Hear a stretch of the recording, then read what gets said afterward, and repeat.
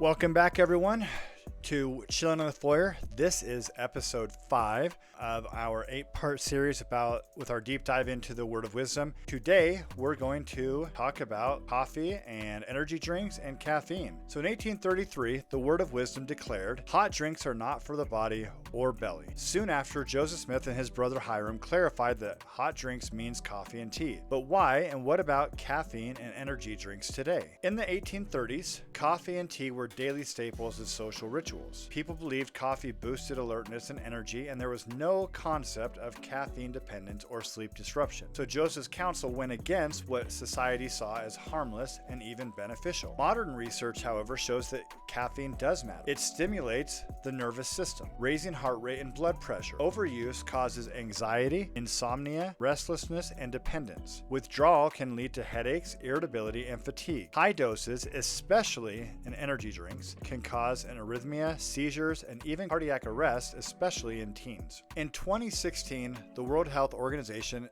addressed coffee directly. So while coffee itself is not carcinogenic, meaning they don't believe it can cause cancer, very hot drinks, which are above 149 degrees Fahrenheit, can increase the esophageal cancer risk. While it's not the coffee itself, it's the heat of the drink that could cause that, which would give some explanation as to why maybe just caffeine as a whole isn't included here. If you're having a soda, it's cold, so that's not going to be a problem with the esophageal cancer risk, and maybe that is at least a part of why it was coffee and not caffeine. Now, some studies even suggest that coffee may protect against certain cancers like liver. Now, let's talk about energy drinks, which could be a modern hot drink in a way, but energy drinks amplify caffeine risk because you have 200 to 300 milligrams per can, plus stimulants like guarana and taurine. I hope I said those right. They have been very linked to a lot of ER visits, heart stress, and even sudden cardiac arrest events in teens. M. Russell Ballard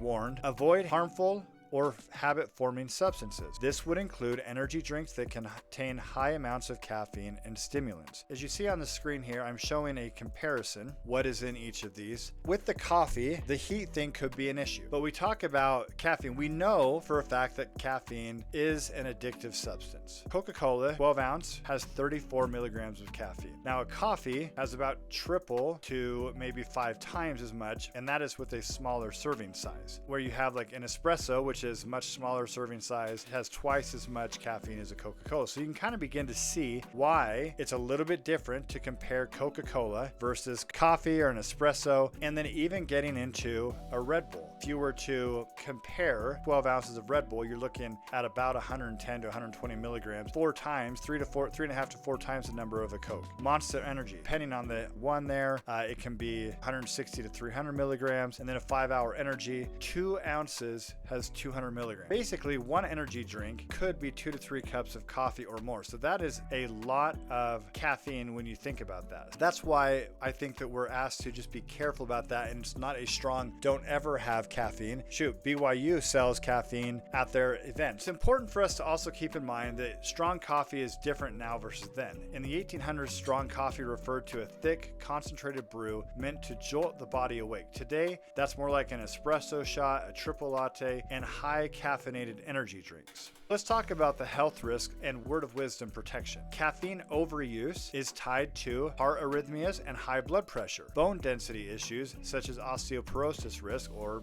not having much density in your bones, anxiety, dependence, and withdrawal. Pregnancy complications. Guidelines recommend less than 200 milligrams a day for pregnant women. The FDA recommends 400 milligrams or less per day for healthy adults, but many easily exceed this. And if you want to go back to what we're looking at here, if you were to have, let's just be on the conservative side, 4 cups of coffee, then you've hit it, or you have 2 cups of coffee on the low side, let's say 100 milligrams each, and then if you had a Red Bull or 2 or a 5-hour energy and mix that with, a Monster, it's just very easy to hit those high caffeine levels. So the Word of Wisdom's principle to avoid habit-forming or harmful substances perfectly fits its modern finding, even before caffeine science existed. To conclude, Joseph Smith didn't just prohibit coffee, he revealed a principle that shields us from addiction, stimulant abuse, and health risks that science only later discovered. So it's not about counting the milligrams, it's about, once again, self-mastery, spiritual clarity, and trusting God's foresight over worldly trends or our own desire to understand and know everything. So in our next episode, we'll explore food and diet and why meat sparingly and eating in season